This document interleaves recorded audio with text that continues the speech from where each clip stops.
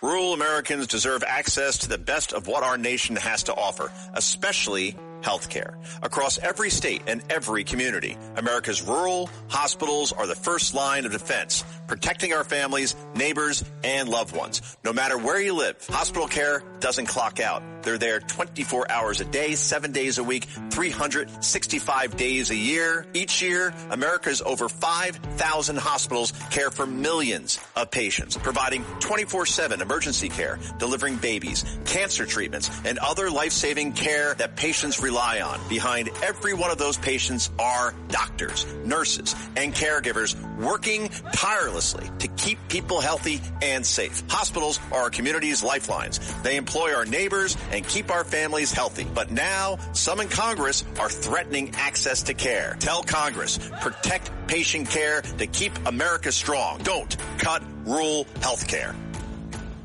Excuse me! Taxi! This is the 77 WABC minicast. After a couple questions, we're not going to take a lot, but I want to warn you right now. Make them relevant to exactly what I'm talking about. All right? No what ifs. What about this? Don't get off base because we're not going to answer that. We're going to give you what we know and what we can. All right? So keep that in mind. Actually, no, they're going to hold back all kinds of stuff. It's a weirdo press conference. I'm sorry, but there's something very, very strange going on with the protection afforded President Trump and his family.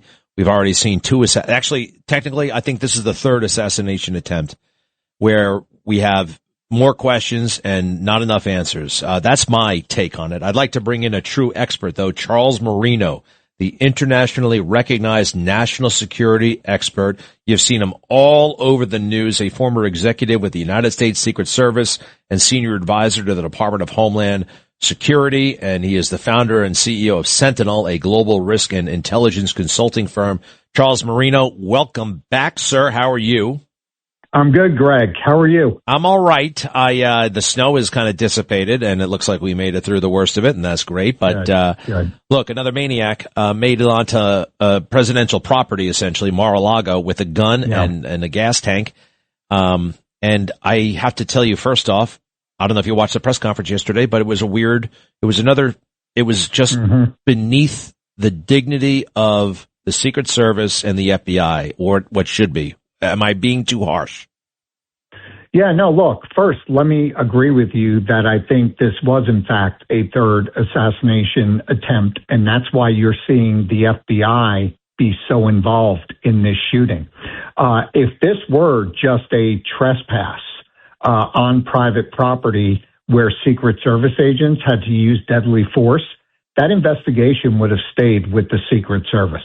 The fact that the FBI is so involved, and it's written in statute, that if there is an assassination attempt, or it's deemed to be, that the FBI takes over the investigation.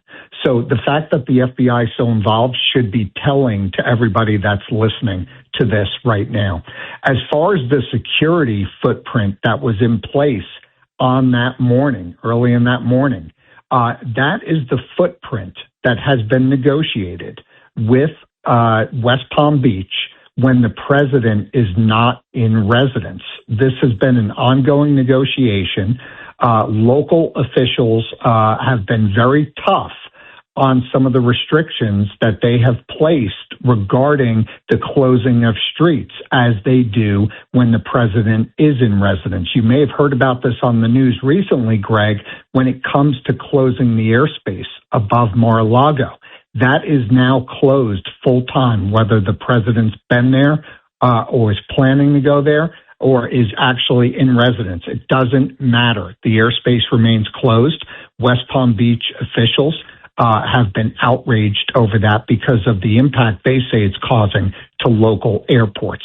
Just to give you an idea of the type of negotiation that goes into setting up the security footprint around Mar-a-Lago. Who is in the right when it comes to setting up security around Mar-a-Lago then? I mean, is it the local guys or is it Secret Service? And I want to just point out, though, look, in this press conference, this is why I'm upset. The Secret Service guy was literally chewing gum. All right. This major event, They spoke for about 5 minutes, and then they basically ran away. That's what it looked like to me. And they glossed over the fact that a guy actually made it onto the property through the gate. There is a gate, the northern gate. That's where a lot of the people come and go. And this guy somehow made it onto the property through the gate. Was the gate open? Was it shut? What other barriers were in place? How did somebody make it through a gate? A gate is supposed to be closed. It's a controlled access point. And I find that, that's why I'm very suspicious on top of all the other screw ups we've had. Yeah, look, I think back to the press conferences, whether we're talking about how they were done after the assassination attempt in Butler or the assassination attempt on the golf course in West Palm Beach, there needs to be more transparency, more professionalism during these press conferences. And it's certainly something that, in my opinion, can continue to get better, and it needs to get better. The American public, when it comes to the safety and security of the President of the United States, need to be informed. Now, I'm not saying everything involved in the investigation needs to be spoken about, but in this situation where you have a suspect and that suspect is now dead, the expectation is that the information should come faster. I don't think the information that's been brought forward regarding the assassination attempt in Butler, where the suspect was also killed, has been fast enough. I think there's still information that's needed, and I think the information needs to be more transparent in this case. As far as the vehicle making it through the gate, look, the gate is the first line of defense when he's not in residence. That street is not closed. In my opinion, it puts the Secret Service at a significant disadvantage. Now, under federal statute, the Secret Service is allowed to set up the security perimeter as deemed appropriate. Here, they're trying to be good neighbors in the city of West Palm, and I think that needs to change. The director of the Secret Service, rightfully so, got himself on a plane yesterday, flew down to West Palm, and they're doing an after-action review right now of this incident. I think that perimeter needs to be expanded, and it needs to be expanded permanently. This just can't happen. I want to pick up from that press conference we were just talking about. Go ahead, pick it up. All right.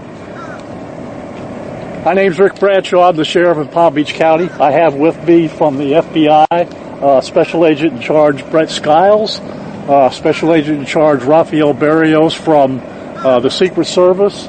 Also, I have Resident Agent in Charge David Clancy. At 1:30 this morning, the security detail detected that a individual had made his way into the inner perimeter of Mar-a-Lago. A deputy and 2 Secret Service agents on the detail went to that area to investigate. They confronted a white male that was carrying a gas can and a shotgun. He was ordered to drop those 2 pieces of equipment that he had with him, at which time he put down the gas can, raised the shotgun to a shooting position.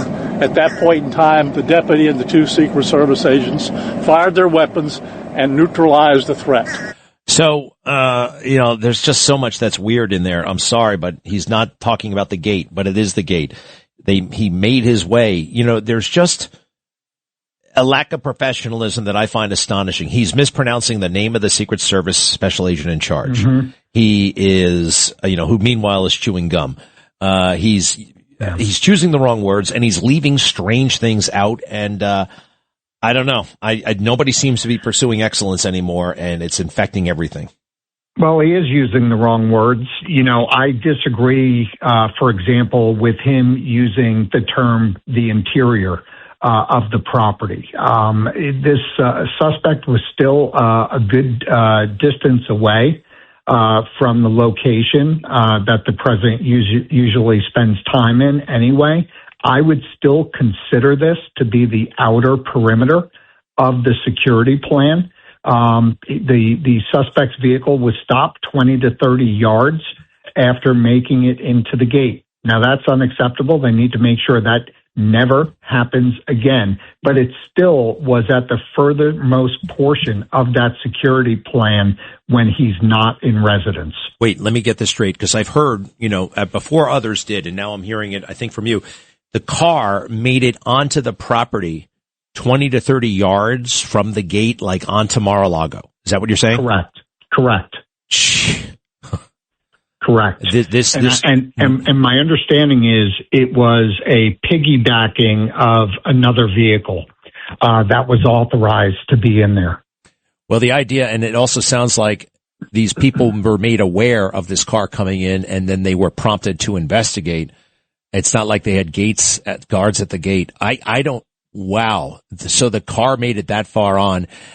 That's crazy. And if President Trump were there, you could say, well, the security would be much greater, or would it be? It would have been. The street would have been shut down, and the checkpoints would have been pushed out to the outer perimeter of that closed street.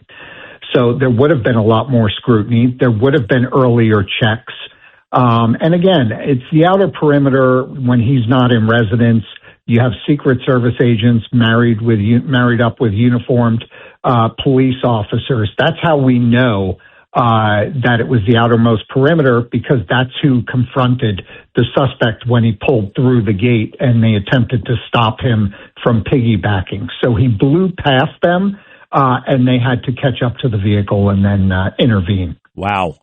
Rural Americans deserve access to the best of what our nation has to offer, especially health care. Across every state and every community, America's rural hospitals are the first line of defense, protecting our families, neighbors, and loved ones. No matter where you live, hospital care doesn't clock out. They're there 24 hours a day, 7 days a week, 365 days a year. Each year, America's over 5,000 hospitals care for millions of patients, providing 24/7 emergency care, delivering babies, cancer treatments, and other life-saving care that patients rely on. Behind every one of those patients are doctors, nurses, and caregivers working tirelessly to keep people healthy and safe. Hospitals are our community's lifelines. They employ our neighbors and keep our families healthy. But now, some in Congress are threatening access to care. Tell Congress, protect patient care to keep America strong. Don't cut rural health care.